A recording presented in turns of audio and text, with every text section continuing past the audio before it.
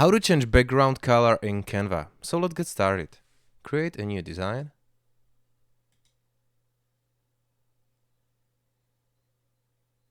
Then just click on your background here and click here, background color. You can choose solid colors or gradients. In the last video I showed you how to use gradients, but you can use this one. And this is how can you do it. You can choose your own color, as you can see here, or you can change like the gradient color here. You get a lot of styles.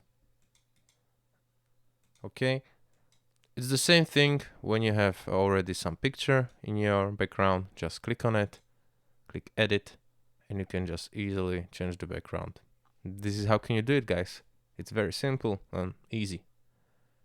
Thank you for watching. If this video was helpful, please hit the like button, and if you want to support this channel, subscribe to the channel, and have a nice day. Goodbye.